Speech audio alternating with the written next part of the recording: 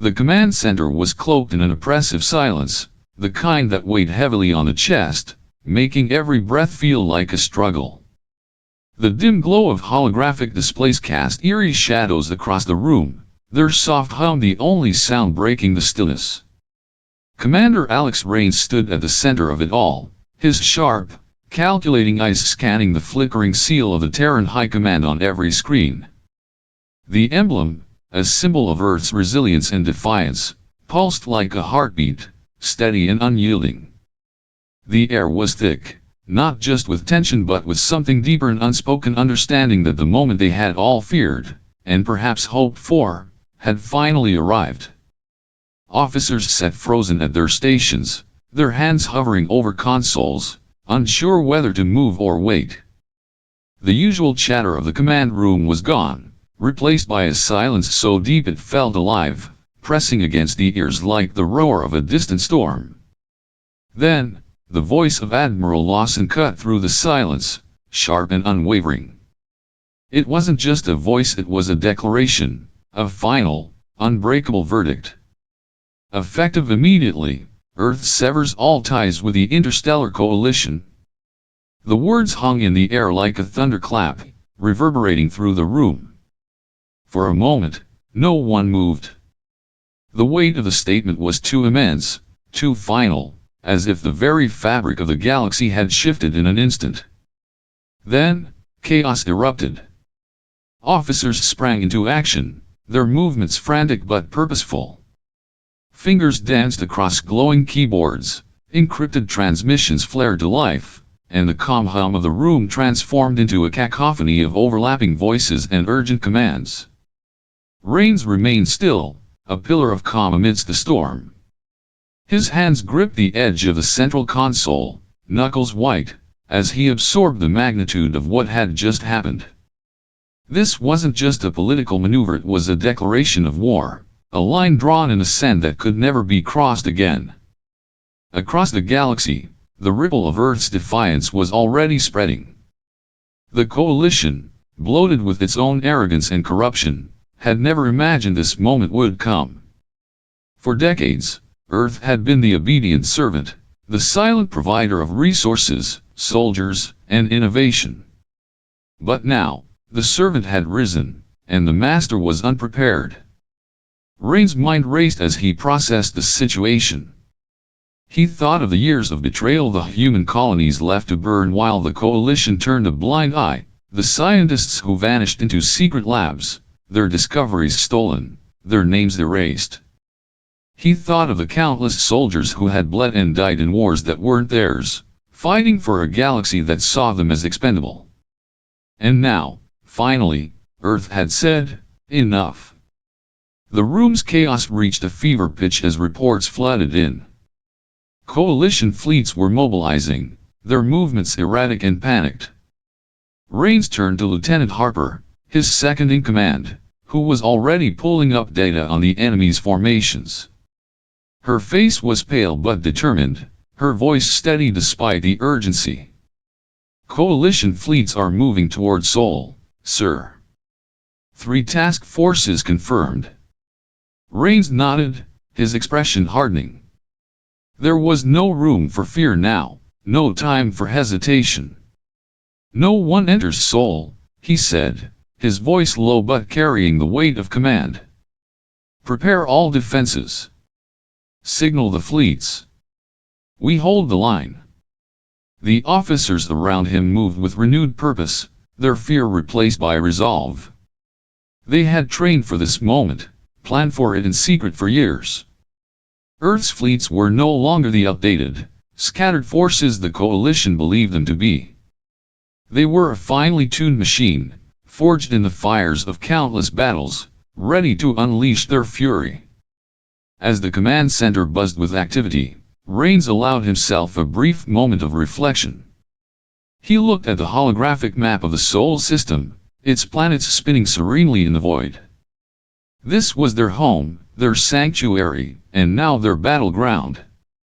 The Coalition thought they could intimidate Earth into submission, but they had underestimated humanity's resolve. The galaxy's fragile balance was about to shatter, and Earth stood alone. But as Rains looked around the room, at the determined faces of his officers, he knew they wouldn't falter. This was more than a fight for survival, it was a fight for dignity, for freedom, for the right to stand as equals in a galaxy that had long dismissed them. Rains straightened, his voice cutting through the noise like a blade. Send the message across all channels. Let the galaxy know, Earth will not bow. Earth will not break. And with those words, the first chapter of humanity's defiance began. The memory of Velos 9 lingered in Alex Rain's mind like a scar that refused to fade. It came back to him often, unbidden, in flashes so vivid that he could almost hear the screams again, feel the heat of the flames licking at the edges of his consciousness. Velos 9 had been a thriving colony, once a beacon of hope for humanity's expansion into the stars. Its skies had been clear, its fields lush with crops that promised a prosperous future. Families had built their lives there, believing in the Coalition's promise of protection, in the fragile illusion of peace. But the peace had shattered too easily. Rains could still see it, the blackened ruins of the colony, the once vibrant fields scorched to ash. The pirate ships had descended without warning, their jagged silhouettes cutting through the atmosphere like predators closing in on helpless prey. The colonists had no defenses, no warning, no chance. The Coalition had ignored Earth's desperate pleas for aid. Resources are stretched thin, they had said. The situation is being monitored. Lies, all of it. The truth had come out later, whispered in dark corners and buried in encrypted files. The pirates had been funded by the Coalition itself, their raids a calculated move to destabilize Earth's outer colonies. The Coalition wanted control, not partnership. They wanted humanity broken and dependent, too weak to rise, too scattered to resist. And so, Velos 9 had burned. Rains clenched his fists at the memory. He could still hear the cries of the colonists over the comms, their voices raw with terror as they begged for help that never came. He remembered the silence that followed when the last transmission cut off, a silence that had echoed in his soul ever since. It wasn't just Velos 9. For decades, Earth had been the Coalition's pawn, its people treated as tools rather than equals. Earth paid its dues in blood and resources, sending its brightest minds to alien research labs where their discoveries were stolen and repurposed. Its soldiers were shipped off to fight wars that didn't belong to them, dying on distant worlds for causes they didn't understand. And all the while, the Coalition grew fat on Earth's sacrifices, its leaders watching from their ivory towers as humanity struggled to survive. Rains had seen it all, the exploitation, the indifference, the outright betrayal. He had watched as Earth's leaders bowed their heads, as they signed away their people's futures for the faintest scraps of recognition. But Rains had never bowed. He had waited, biding his time, watching and learning. He had seen the cracks in the Coalition's facade, the arrogance that blinded them to their own vulnerabilities. And now, Earth was ready. In secret, humanity had prepared for this moment. They had built fleets of advanced AI warships, their sleek designs brimming with lethal precision. They had developed superior jump technology, allowing their ships to move faster and strike harder than anyone could anticipate. Their soldiers, hardened by years of fighting the Coalition's wars, were now the galaxy's most formidable warriors. Earth had turned its pain into strength, its anger into resolve. Rain stood in the command center, his gaze fixed on the holographic map of the Sol system. The memory of Velos 9 burned behind his eyes, fueling the fire in his chest. "Let them panic," he said, his voice low and cold. "They underestimated us." For too long, Earth had been the victim. Now, it would be the storm. The void of space stretched vast and silent at the edge of Sol, its darkness broken only by the faint shimmer of distant stars. The Coalition's fleets emerged from hyperspace like a swarm of predators, their sleek, angular ships glinting coldly in the light of the distant sun. They moved with the confidence of conquerors, their formations precise, their weapons primed. To them, this was just another campaign, another subjugation. Earth was nothing more than an unruly child to be disciplined, a minor rebellion to be crushed beneath the weight of their superiority. But the silence of space held its own secrets. Unseen by the Coalition's sensors, hidden in the shadows of the asteroid belt and cloaked in the blackness of the void, hundreds of weapon platforms lay in wait. They were silent sentinels, their surfaces matte and featureless, absorbing the light and blending seamlessly into the emptiness. Each platform bristled with deadly intent missile arrays, railguns, and energy cannons primed and ready. They had been waiting for this moment, their traps set with meticulous care. As the Coalition ships advanced, their formations slicing through the void like knives, the first mine detonated. A brilliant explosion tore through the darkness, its fiery light illuminating the cold, unyielding faces of the Coalition fleet. For a fraction of a second, there was silence, the kind that comes before a storm. Then, all at once, the minefield came alive. Explosions rippled through the battlefield, each detonation a violent burst of fire and force. Ships were torn apart in an instant, their sleek hulls reduced to twisted wreckage. The Coalition's once pristine formations disintegrated as panic spread through their ranks. Commanders barked orders, their voices tinged with disbelief. This wasn't the easy victory they had expected. This was a slaughter. From the bridge of the TSS Ensues, Earth's pride and most advanced warship, Commander Alex Rains watched the chaos unfold. The Ensues was a masterpiece of human engineering, its dark hull gleaming faintly under the light of Sol. It moved like a predator through the battlefield, its advanced AI systems analyzing, adapting, anticipating every move of the Coalition forces. Rains stood at the center of the bridge, his hands clasped behind his back, his expression calm but unyielding. Around him, the crew worked with quiet efficiency, their faces lit by the glow of their consoles. Lieutenant Harper, his second-in-command, leaned slightly over her station, her sharp eyes scanning the tactical readouts. "Enemy forces are regrouping," she reported, her voice steady. "They are trying to flank us on the starboard side." Rains allowed a faint smirk to tug at the corner of his lips. "Let them," he said, his tone laced with quiet confidence. "Deploy wolf squadrons. Drive them toward Neptune's gravity well." Harper nodded, relaying the command. Moments later, the Wolf Squadron's a fleet of Earth's most agile and heavily armed fighters launched from the Ensues. They moved like shadows, darting through the debris field with deadly precision. The Coalition ships, disoriented and desperate, tried to adjust their course, but it was too late. The gravity of Neptune, a silent giant looming on the edge of the battlefield, began to pull them in. Their engines strained against the invisible force, but the Wolf squadrons gave them no reprieve, unleashing a relentless barrage of firepower. The Coalition's arrogance had left them unprepared for Earth's ferocity. They were used to fighting weaker opponents, civilizations that crumbled under the weight of their fleets. But Earth was different. Earth had been forged in hardship, tempered by betrayal. Its tactics were ruthless, its strategies adaptive, its resolve unbreakable.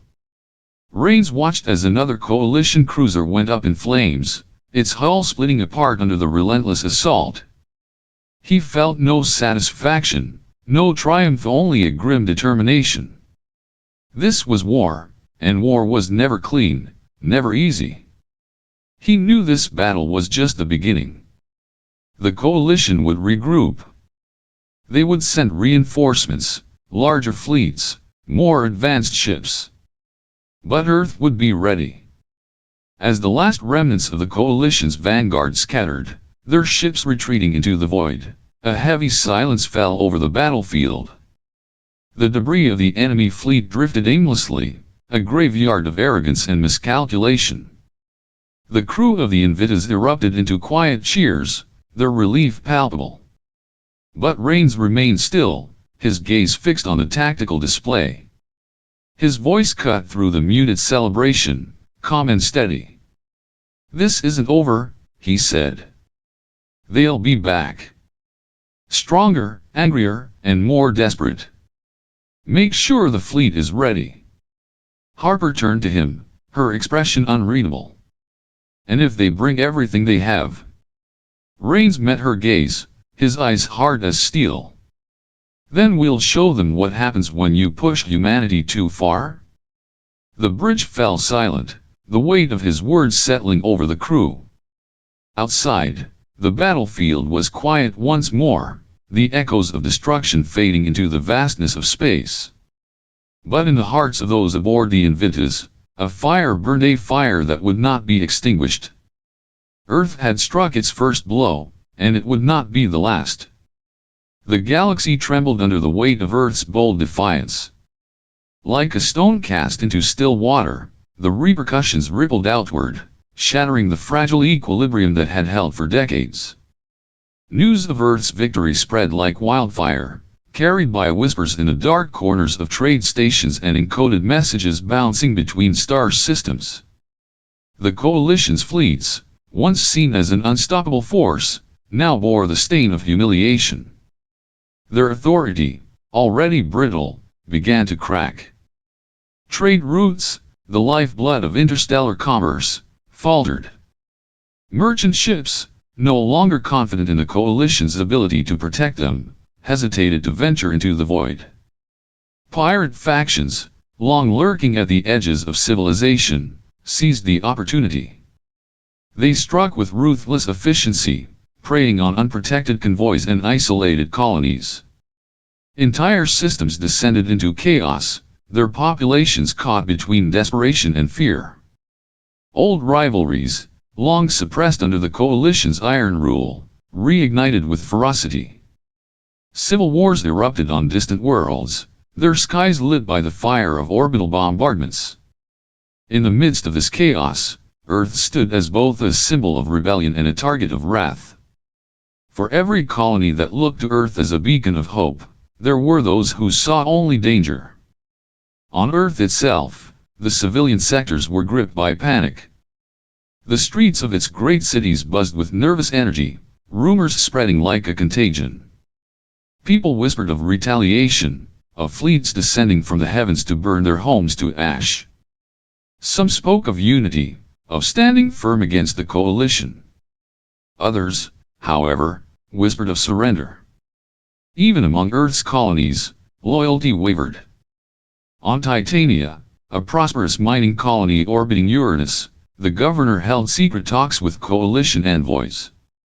Promises were made: protection, resources, power in exchange for betrayal.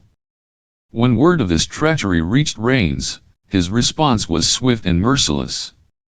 The TSS Invitas arrived in Titania's orbit like a shadow of death. Its presence alone was enough to silence the colony's defenses, but Rains did not come to negotiate.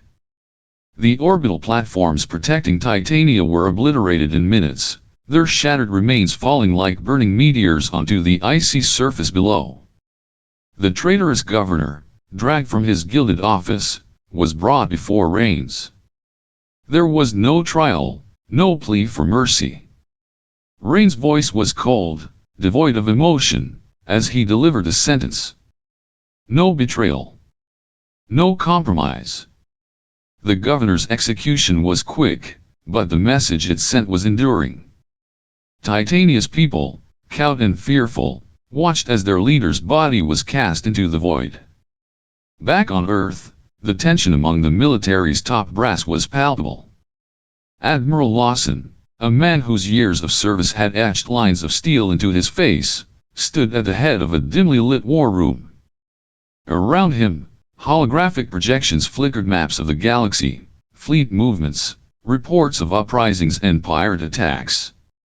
His commanders, hardened veterans, and sharp tacticians, sat in silence, their faces grim. "The Coalition won't stop," Lawson said, his voice steady but heavy with the weight of certainty. They've been wounded, humiliated, but they are not broken. They'll come back, and when they do, they'll bring everything they have. The room was silent, each officer absorbing the gravity of his words. But Lawson's expression darkened further. And now, he continued, there's something worse. He gestured to a console, and the room dimmed further as a transmission played. The signal was garbled, distorted by distance and interference, but the terror in the voice that spoke was unmistakable. This is Outpost 47. Xel'Naga, they are coming. We can't. The message cut off abruptly, replaced by static. The Xel'Naga. The name hung in the air like a curse. Ancient predators, their existence was whispered of in myths and half-forgotten tales. They were said to be older than the stars themselves, a race that thrived on destruction, consuming entire civilizations before vanishing back into the void. For centuries, they had been silent, a shadow on the edge of memory. But now, it seemed, Earth's defiance had drawn their attention. Lawson's gaze swept the room, his piercing eyes meeting those of his commanders. The coalition is a threat, he said, his voice low but firm. But the Xel'Naga, they are something else entirely. If they are truly coming, then we are fighting for more than just Earth. We are fighting for survival. The room remained silent, the weight of his words pressing down on everyone present. Outside, the stars burned cold and distant, indifferent to the struggles of the beings that lived beneath their light. But within the war room, a fire began to kindle, a determination to face the darkness, no matter the cost.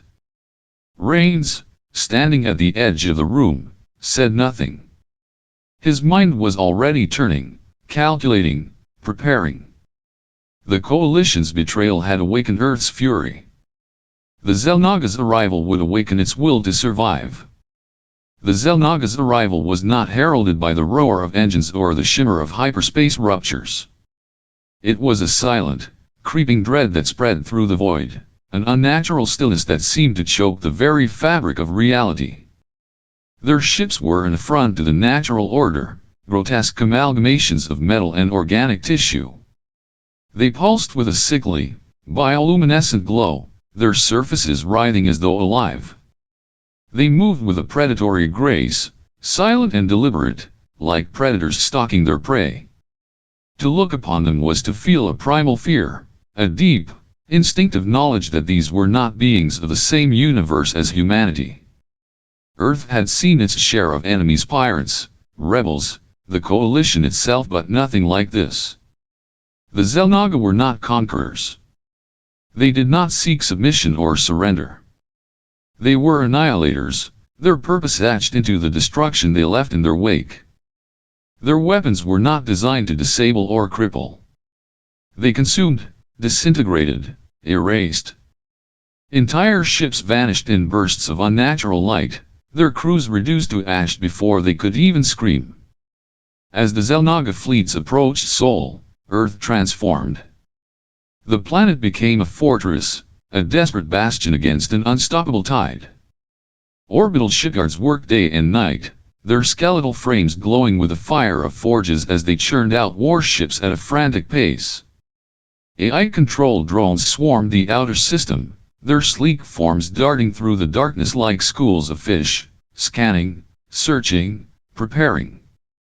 Deep beneath the surface of Earth, long-forgotten silos stirred to life, their ancient nuclear payloads reactivated and armed.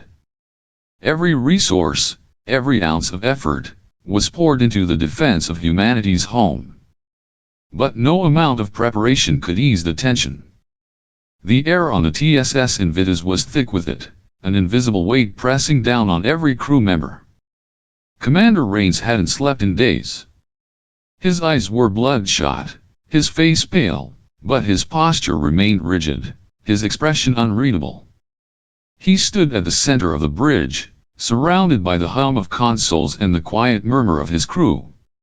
Lieutenant Harper, equally exhausted but just as focused, approached him with a daytop hat in hand.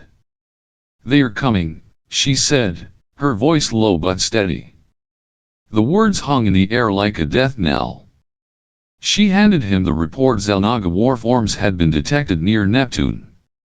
The outer defenses were already bracing for impact. Rain stared at the report for a long moment, his jaw tightening. He didn't need the details to know what was coming. The Xel'Naga's first wave would not be a probing attack. It would be a storm, a tidal wave of destruction meant to crush resistance before it could take root. He handed the daytop hat back to Harper without a word, his gaze shifting to the tactical display. When the attack came, it was like nothing they had ever faced. The Xel'Naga descended upon the outer defenses with terrifying speed. Their ships moved in eerie silence, their weapons unleashing bursts of energy that tore through Earth's defensive platforms as though they were paper. Explosions lit up the darkness, brief and brilliant, before fading into the cold void. Entire squadrons of drones were obliterated in seconds, their remains scattering like dust. The outer perimeter, carefully constructed and manned by Earth's best, crumbled under the onslaught. On the bridge of the Ensues, Rains watched the chaos unfold. The tactical display was a sea of red, the symbols representing Earth's forces blinking out one by one. The crew worked frantically, their voices overlapping as they reported losses, requested reinforcements, and relayed orders. But through it all, Rains remained calm. His voice, when he spoke, cut through the noise like a blade. "Deploy decoy fleets," he ordered. "Draw them toward the asteroid belt. Use the debris field to our advantage." Earth's forces fought with a desperation born of survival. They could not match the Xel'Naga in strength, so they fought smarter. Decoy ships, little more than hollow shells filled with explosives, lured the Xel'Naga into traps. Adaptive tactics exploited the alien fleet's weaknesses, targeting their organic components with weapons designed to disrupt biological systems. It was a brutal, grinding battle, each victory paid for in blood and fire. The Ensues itself became a symbol of Earth's defiance, its dark hull cutting through the chaos like a blade. Rains coordinated the counterattack with precision, his commands sharp and decisive. Harper stood at his side, her calm demeanor masking the exhaustion that threatened to overwhelm her. Together, they held the line. But the cost was staggering. Ships burned, their wreckage drifting aimlessly through the void. Lives were lost, their sacrifices marked only by the fading signals on the tactical display. The crew of the Ensues watched in silence as their comrades fell, their faces etched with grief and determination. Through it all, Rains remained unshaken. As the Xel'Naga pressed closer, their ships looming like shadows over the battlefield, his voice rang out, steady and unyielding. "We hold," he said, his words carrying the weight of command. "No retreat." The crew responded with a quiet, collective resolve. They knew the odds. They knew the cost. But they also knew what was at stake. Earth was behind them, its people watching, hoping, praying. There could be no retreat, no surrender. Not while there was still a chance. The battle raged on, a storm of fire and chaos. The Xel'Naga were relentless, their assault unending. But Earth's defenders fought with a ferocity that matched their enemies. They fought not for conquest or glory, but for survival. For their home. For humanity. As the Ensues fired another volley, its cannons lighting up the darkness, Rains allowed himself a single, fleeting thought. This was only the beginning. The Xel'Naga would not stop until they had destroyed everything. But neither would humanity. And as long as he drew breath, as long as there was a ship to command, he would fight. The sky above New London burned with a sickly orange glow, a grim reflection of the chaos unfolding below.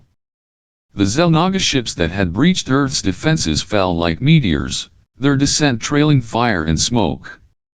When they struck the ground, the impact shattered buildings and sent shockwaves through the streets. Civilians screamed, their cries drowned out by the deafening roar of collapsing structures and the unnatural screeches of the invaders. From the wreckage emerged the Xel'Naga war forms, towering monstrosities that defied comprehension. Their bodies were insect-like, twisted and grotesque, with chitinous armor that shimmered in the firelight. Multiple limbs ended in razor-sharp claws, and their elongated heads bore glowing eyes that radiated malevolence. They moved with a terrifying grace, their movements fluid yet purposeful, as if every step was calculated to spread fear. The streets of New London became a battlefield. Civilians huddled in basements and underground shelters, their trembling hands clutching each other as the sounds of destruction echoed above. Some tried to flee, their desperate attempts to escape cut short by the Xel'Naga's relentless pursuit. The monsters tore through the city, their claws slicing through vehicles and walls as though they were paper. Fires raged uncontrollably, consuming entire blocks, and the air was thick with the acrid stench of burning flesh and metal. Rains and Harper arrived in the heart of the chaos, leading Earth's forces in a desperate attempt to repel the invaders. Rain's voice was steady as he barked orders, his presence a beacon of resolve amidst the turmoil. Harper, pulse rifle in hand, moved with precision and purpose, her sharp commands cutting through the noise. "Hold the line," she shouted to the troops. "No one breaks formation." The battle was brutal, a savage clash of humanity's will against the Xel'Naga's unyielding ferocity. Soldiers fought valiantly, their weapons lighting up the darkness as they fired into the advancing horde. Energy blasts and bullets struck the warforms, some piercing their organic armor, but many attacks seemed to do little more than slow them down. The Xel'Naga retaliated with devastating force, their claws and energy weapons cutting through squads like a scythe through grass. The streets ran red with blood, the bodies of fallen soldiers and civilians littering the ground. Harper found herself in the thick of the fighting, her pulse rifle blazing as she led a convoy of civilians to safety. The group was trapped in the remnants of a collapsed building, their terrified faces illuminated by the flickering flames outside. Harper's voice was firm, her tone leaving no room for hesitation. "Move. No delays," she barked, her rifle cutting down a Xel'Naga warform that had lunged toward the convoy. The creature's body convulsed as it fell, its glowing eyes dimming into darkness.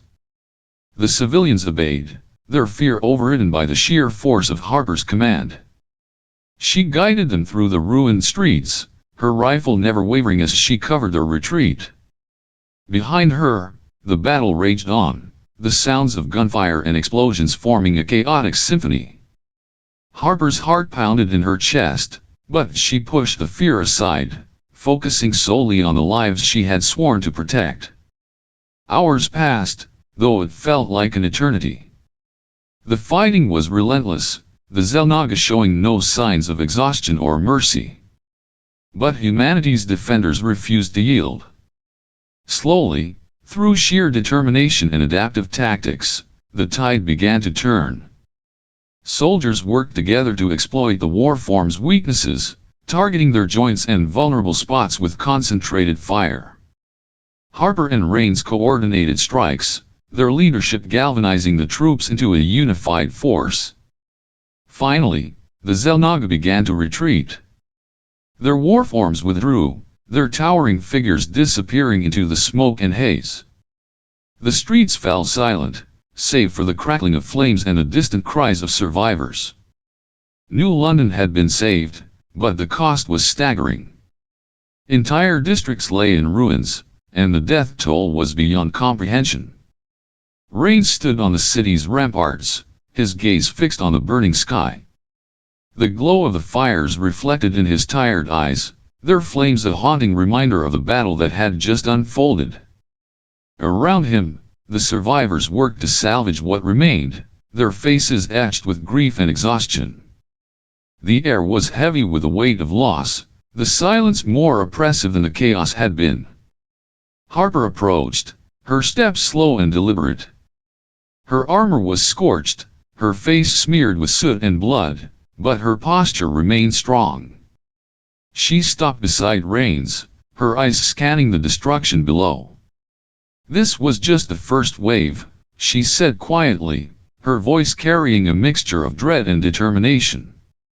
Rains nodded, his jaw tightening as he absorbed her words. "They'll be back," he said, his tone resolute. There was no doubt in his mind. The Xel'Naga were not finished. This battle had been a test, a prelude to something far worse. As the fires continued to burn and the survivors began to rebuild, Rains and Harper stood in silence, their minds already turning to the battles yet to come. The Xel'Naga had shown their strength, their capacity for destruction. But humanity had shown its will to fight. And as long as there was breath in their lungs, they would not surrender. Part 7, Operation Steel Resolve. The decision to strike back was not born of courage, but of desperation. Earth could not wait for the Xel'Naga to tighten their grip. The High Command's orders were clear: take the fight to the enemy. Operation Steel Resolve would be humanity's first attempt to strike at the heart of the invaders. It was a mission fraught with peril, a gamble against impossible odds. Yet, aboard the Invictus, Rain stood unshaken, his resolve like iron, his gaze fixed on the void ahead. The fleet departed under the cold light of distant stars, a dark armada of Terran warships slicing through the emptiness beyond Pluto. The journey into Xel'Naga territory was a descent into a nightmare. The outer reaches of their domain were a twisted mockery of space itself. Organic structures floated like diseased organs, pulsating with an unnatural rhythm. Tendrils of bioluminescent energy snaked through the void, forming deadly webs that ensnared and destroyed anything that came too close. The Terran ships moved cautiously, their sleek hulls reflecting the faint, sickly glow of the alien constructs. The first attack came without warning. Swarms of living missiles hurtled toward the fleet, their surfaces writhing as though alive. They screamed through the void, their shrill cries echoing in the minds of the crews. The Terran ships opened fire, their weapons lighting up the darkness. Explosions bloomed like flowers of flame, but for every missile destroyed, more took its place. The air on the Invictus was thick with tension, the crew working frantically to repel the onslaught. Rain's voice cut through the chaos, calm and commanding. "Focus fire on the clusters. Don't let them breach the line." As the fleet pressed deeper into enemy territory, they encountered Xel'Naga war forms unlike anything seen before. These monstrosities were vast, their forms shifting and regenerating even as they were torn apart by Terran weapons. The battles were brutal, each victory hard-earned and costly. Ships were lost, their crews swallowed by the void, but the fleet pushed on, driven by the knowledge that failure meant extinction. When they finally reached the Xel'Naga hive, the sight was both awe-inspiring and horrifying. The structure was colossal, a grotesque amalgamation of organic and mechanical elements. Its surface pulsed and throbbed, veins of glowing energy coursing through its walls. Acidic vapors rose from its many vents, creating a toxic haze that clung to the surrounding space. The hive seemed alive, its very presence radiating malice. Rains and Harper led the strike team into the hive's core. Inside, the air was thick and damp, the walls slick with a viscous, pulsating substance that seemed to react to their presence. The labyrinth twisted and turned, its passages narrowing and widening unpredictably, as though the hive itself was trying to confuse and trap them. The team moved cautiously, their weapons at the ready, their breaths shallow to avoid inhaling the acrid fumes. At the heart of the hive, Rains found the perfect spot to plant the fusion warhead. The device glowed faintly in the dim light, a beacon of hope in the suffocating darkness. As he worked, Harper and the rest of the team held off wave after wave of Xel'Naga defenders. The creatures came in droves, their screeches echoing through the corridors. Harper's rifle blazed, each shot precise and deadly. Her voice rang out, sharp and unwavering. "Hold the line. We're not dying here." The moment the warhead was armed, Rains shouted, "Fall back. Now." The team retreated through the labyrinth, the hive trembling around them as if it sensed its impending doom. The walls seemed to close in, the passages narrowing as the hive tried to trap them. Just as they reached the exit, the warhead detonated. The explosion was blinding, a burst of light and heat that consumed the hive and everything within it. The shockwave rippled through space, the Terran fleet watching from a safe distance as the monstrous structure was reduced to nothing.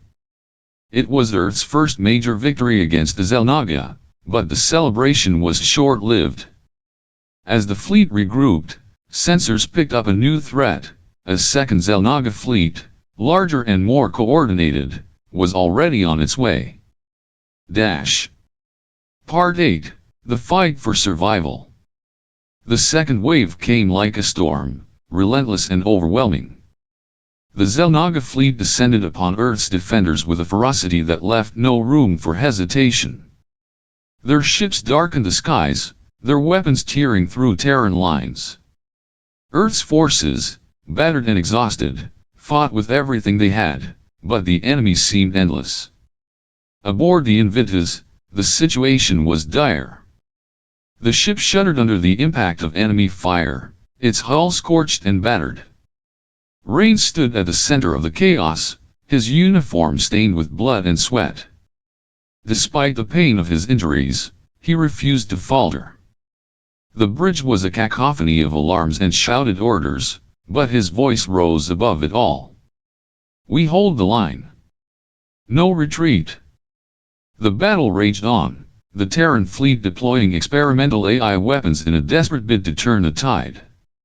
These machines, cold and unyielding, fought alongside humanity, their precision and efficiency a stark contrast to the chaos around them. Harper, leading the ground forces, rallied the troops with fiery determination. "This is our home," she shouted, her voice carrying over the din of battle. "We fight, or we die." In the midst of the chaos, Rains found himself face to face with a Xel'Naga warform that had breached the Ensues. The creature towered over him, its claws gleaming with a sickly light. The fight was brutal, a desperate struggle of strength and will. Rain's body screamed in pain as the warform's claws tore into his armor, but he refused to yield. With a final, defiant roar, he drove his blade into the creature's core, its body collapsing in a heap of twitching limbs. As the battle reached its climax, Earth's forces launched a final assault on the Xel'Naga's command nodes. These structures, hidden within the heart of the enemy fleet, controlled the swarm's movements. Harper led the charge, her rifle blazing as she cut a path through the defenders.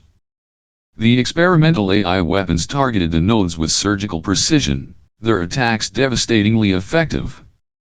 One by one, the nodes fell, and the Xel'Naga fleet began to falter.